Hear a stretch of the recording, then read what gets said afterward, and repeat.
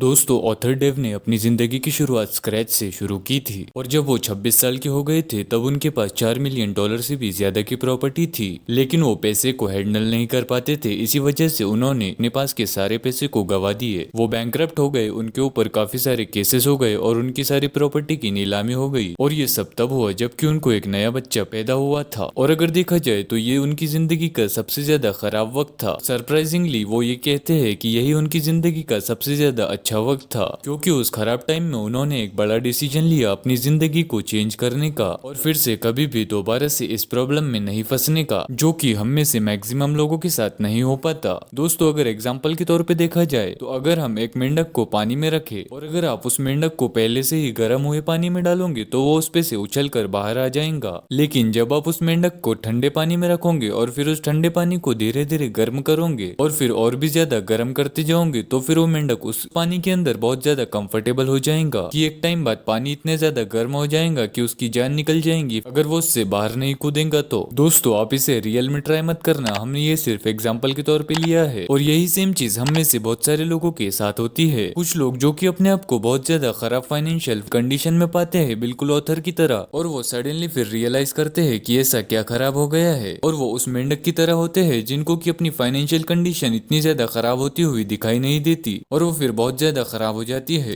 और वो काफी ज्यादा बर्बाद और बैंकरप्ट हो जाते हैं। और आपने कई लोगों को देखा होगा कि जो हर रोज अनहेल्दी खाना खाते हैं, जो बहुत ही ज्यादा तला हुआ या फिर फ्राइड फूड या फिर जंक फूड खाना पसंद करते हैं और वो उस पर कुछ भी ज्यादा ध्यान नहीं देते। फिर वो अचानक से एक साल बाद नोटिस करते हैं कि अरे यार, मैं कितना ज्यादा मोटा हो गया हूँ। और इसलिए ये जरूरी हो जाता है कि हम हमारे ऊपर ध्यान दें इससे पहले कि हमारे साथ कुछ बुरा हो जाए। दोस्तों, ऑथर हमें यहाँ पर ये बताते हैं कि रियलाइज दिस थिंग, और आपका जो सबसे बड़ा दुश्मन है जो कि आपको अमीर नहीं बनने दे रहा है, वो वही इंसान है जिसको कि आप हर रोज आईने के सामने देखते हो और यही आप खुद आपके सबसे बड़े दुश्मन हो। और ये ऑथर का एक मंत्र है जिसको वो खुद भी फॉलो करते हैं और दूसरों को भी फॉलो करने के लिए कहते हैं। और इस बुक में उन्होंने उस मंत्र का बार बार जिक्र किया है, live like no one else now so you can live like no one else later. अगर आपको आपकी जिंदगी ऐसी जीनी है जो कि कोई नहीं जीता तो वो करो जो कि कोई नहीं करता। और ये करने के लिए आपको कुछ प्रिंसिपल्स को समझना होगा, जिसमें से पहला प्रिंसिपल है डिनाइल। दोस्तों, मैं एक लड़के को जानता हूँ जो कि काफी ज्यादा फैट है और सब लोग उसे कहते हैं कि तुम अपने वेट पर ध्यान दो और डेली एक्सरसाइज करो और अपने खाने में कंट्रोल रखो, और वो किसी की नहीं सुनता। इनफैक्ट दोस्तों, वो दूसरों से भी कहता है कि मैं कहाँ ज्यादा मोटा हूँ और मैं बस थोड़ा सा हेल्दी हूँ और कई सारे लोग मुझसे बहुत ज्यादा हेल्दी होते हैं। तो दोस्तों, अब आपको क्या लगता है कितने ज्यादा चांसेस है इस बात की कि वो लड़का जल्दी से पतला हो जाएगा? वेल, अगर देखा जाए तो इसके बहुत ज्यादा कम चांसेस है। इसीलिए नहीं क्योंकि पतला होने का प्रोसेस बहुत ही ज्यादा मुश्किल होता है, बल्कि इसलिए क्योंकि वो अपनी लाइफ के डिनाइंग फेज में जी रहा है और क्योंकि वो मान रहा है कि उसे कोई प्रॉब्लम ही नहीं है और जब तक उसको उसकी प्रॉब्लम नहीं दिखाई देंगी तो वो उसे सॉल्व नहीं कर सकता। और इससे भी ज्यादा ध्यान देने वाली बात यह है कि एक मोटे इंसान को अपने आप को मोटा न मानना काफी ज्यादा हार्ड होता है, बिकॉज कि उसे डेली सब चीजें दिखाई देती है, जैसे कि अपना वेट बढ़ना, कपड़े का साइज छोटा हो जाना और काफी सारी चीजें। बट दोस्तों, जो मेन चीज होती है जिसको कि हमें देखना चाहिए वो होता है कि हमारी फाइनेंशियल कंडीशन को देखना, बिकॉज कि कई बार वो लोगों को दिखाई नहीं देती उनके लाइफस्टाइल की वजह से और वो काफी सारी फालतू की चीजों को खरीद लेते हैं जिसकी कि उन्हें जरूरत भी नहीं होती, जैसे कि cars, bike, mobile phones etcetera, और जो कि उन्हें रियल में फील कराते हैं कि वो काफी ज्यादा अच्छे हैं और एक सेटिस्फाइंग लाइफ को एंजॉय कर रहे हैं। बट रियलिटी ये है कि वो अपनी लाइफ के डिनाइंग फेज में जी रहे हैं। और दोस्तों, आगे हम ये भी देखने वाले हैं कि आप कैसे चेक कर सकते हैं कि आप भी अपनी लाइफ की डिनाइल फेज में जी रहे हैं या फिर नहीं। अभी के लिए एक एग्जाम्पल लेकर इसे समझ लेते हैं, जैसे कि एक रोड है जिसमें कि आप अपनी गाड़ी को चला रहे हो और गाड़ी चलाते चलाते उस रोड के साइड में आपको एक बोर्ड दिखाई देता है जिसमें कि लिखा होता है आगे मत जाओ, आगे खतरा है और ब्रिज आगे टूटी हुई है। तो अब आप क्या करोगे? ऑब्वियसली अब आप उस रास्ते के आगे नहीं जाओगे बल्कि पीछे मुड़ जाओगे या फिर कोई दूसरे रास्ते को सिलेक्ट कर लोगे। वेल दोस्तों, प्रॉब्लम ये है कि हमें ये बोर्ड रियल लाइफ में नहीं दिखाई देता कि बस करो और रुक जाओ वरना आप आगे चलकर प्रॉब्लम में फंस जाओगे। और इसी तरह से ऑथर भी एक प्रॉब्लम में फंस गए और इसी तरह से काफी सारे लोग प्रॉब्लम में फंसते चले जाते हैं। और आज की इस वीडियो में हम बहुत ही ज्यादा इंपॉर्टेंट टॉपिक्स को डिस्कस करने वाले हैं जो कि आपको एक साइन बोर्ड की तरह समझाएंगे, जिससे कि आपकी फाइनेंशियल गाड़ी गिरना तो दूर बल्कि वो उड़ने लग जाएंगी और वो उड़कर फाइनेंशियल फ्रीडम के स्टॉप पर ही जाकर रुकेंगी। इससे पहले आप इस वीडियो को जरूर से लाइक कर ले और हमारे चैनल को भी जरूर से सब्सक्राइब कर ले। और फाइनेंशियल फ्रीडम को हासिल करने के लिए हमें ऑथर ने 7 बेबी स्टेप्स बताए हैं जिसको कि हम देखने वाले हैं। Step number 1, save $1000। दोस्तों, एक एग्जांपल लेते हैं। समझो कि आप एक साइकिल चला रहे हो और आपके पास ऐसी ऐसी साइकिल है जिसमें कि शॉकअप नहीं है, तो आपको साइकिल ऐसी जगह पर चलाना पड़े जहाँ पर कि बहुत ज्यादा गड्ढे हो, तो आप इसी साइकिल चलाने की वजह से आप गिर सकते हो और आपको काफी ज्यादा चोट लग सकती है। इसीलिए ये जरूरी हो जाता है कि साइकिल में शॉकअप रहे। तो दोस्तों, आपको अपनी रियल लाइफ में पैसों के मामले में भी शॉकअप होना जरूरी है और फाइनेंशियल टर्म में आपका सेव किए हुए पैसे ही आपका शॉकअप होगा। और ऑथर हमें ये बताते हैं कि आपको जल्दी से जल्दी $1000 को इकट्ठा कर लेना चाहिए। और दोस्तों, अगर इसको हम इंडियन रुपीज में कन्वर्ट कर लेते हैं तो आज के टाइम में वो 83,000 रुपीज होंगे। दोस्तों, अगर सिंपल वर्ड्स में समझा जाए तो आपको एक ऐसा अमाउंट सेव कर लेना चाहिए जिसमें कि आपकी मंथली सैलरी आ जाए, और ये होगा आपका इमरजेंसी फंड। और ये इमरजेंसी फंड को आप कभी भी यूज नहीं करोगे कोई भी फालतू चीज खरीदने के लिए, बल्कि आप उसे अपने बुरे टाइम में ही यूज करोगे। और ऑथर हमें ये बताते हैं कि ये सबसे ज्यादा इजी स्टेप्स है, क्योंकि इसमें आपको पता होगा कि आपको क्या करना है। ये बहुत सारे लोगों के लिए काफी ज्यादा मुश्किल भी होगा, क्योंकि उन्हें ये डिसाइड करना होगा कि उनको अपनी जिंदगी बदलनी है, और वो यहाँ पर अपने नॉर्मल से स्पेंड करने वाले माइंडसेट से एक इन्वेस्ट करने वाले माइंडसेट में चेंज हो जाएंगे, जो कि उन्हें एक गोल सेट करके उसे अचीव करना सिखा देगा, जो कि लाइफ में बहुत ज्यादा इंपॉर्टेंट होता है। इसीलिए आप इस स्टेप को हल्के में न लेना और जितना जल्दी हो सके उतनी जल्दी इस स्टेप को कंप्लीट कर लेना। अब स्टेप नंबर 2 है डेप्ट स्नोबॉल। और एक स्नोबॉल को अगर आप पहाड़ से नीचे की तरफ स्लाइड करोगे तो पहले वो छोटा सा होगा, लेकिन वो नीचे जाते जाते काफी ज्यादा बड़ा हो जाएगा। और ये सेम टाइप की चीज ऑथर ने एक ट्रिक करके उसे फॉलो करने के लिए कहा है। ऑथर हमें ये बताते हैं कि फर्स्ट स्टेप को कंप्लीट करने के बाद आप एक लिस्ट बनाओ और उसमें उन लोगों की या फिर उन कंपनीज के नाम लिख लो जिससे कि आपने लोन लिया है। अब उसमें से जो कि सबसे ज्यादा छोटा उधार होगा उसको आप अपनी इनकम में से पे कर दो। और हाँ, यहाँ पर आपको अपना इमरजेंसी फंड को यूज नहीं करना है। फिर सबसे सेकंड छोटे अमाउंट पर जाओ और फिर उससे छोटे, ऐसा करते करते बड़े अमाउंट पर जाओ। अब ऐसा करने से आपको प्रोग्रेस की एक अच्छी सी फीलिंग आएंगी,